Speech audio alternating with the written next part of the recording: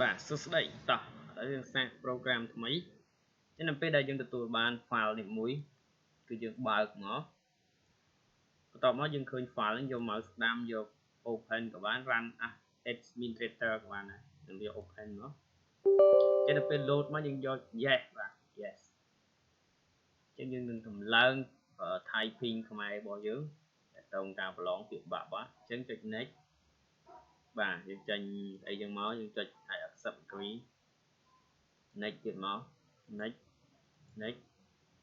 next create desktop icon next install បាទ next មកកន្លែងនេះយើងដោះចេញមកយើងឲ្យវាអូតូយើងឃើញ file នេះមួយដែលថាអត់មានរូបបាទចង់បានដាក់រូបដាក់ខ្លួនឯងបាទឥឡូវយើងបើកមក double click មកអញ្ចឹង load ចេញមកហើយនេះគឺ file typing ចុចចាប់ដើមអញ្ចឹងយើងអាចធ្វើការវង្វេងអក្សរបានបាទអក្សរបានមកហើយ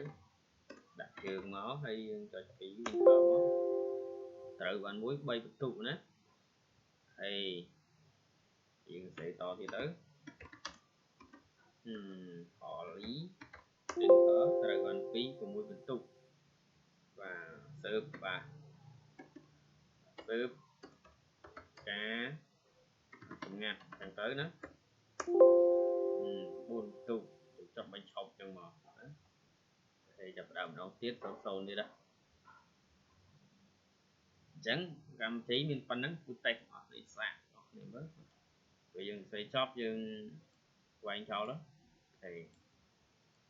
បើចង់ដាក់រូបឲ្យវាស្អាតបន្តិចយើង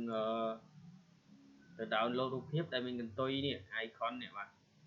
រករូបមាន icon យកមកដាក់មកឥឡូវខ្ញុំដាក់ឲ្យមើលខ្ញុំម៉ៅស្ដាំ property ស្អាតទៅមកយកកន្លែង change icon នេះចុច OK មកហើយយើង browse ទៅរកខ្ញុំដាក់លើ desktop ហើយនៅក្នុងនេះរូបហ្នឹង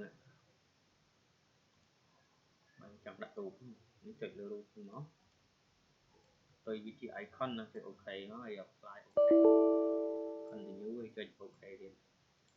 អញ្ចឹងយើងឃើញរូប logo មួយចង់ដាក់ logo ដាក់ខ្លួនឯងទៅបើកមកយើង text typing មកងួនរិទ្ធិស័កអញ្ចឹងណាតបវារាពុទ្ធពុទ្ធអីពុទ្ធឌីអូខេកម្ពុជាបបាត់ណាទីយើងវាត្រឹមត្រូវមកនីតិវាដើរ3នាទីឈប់ហេប៉ុណ្ណឹងទេ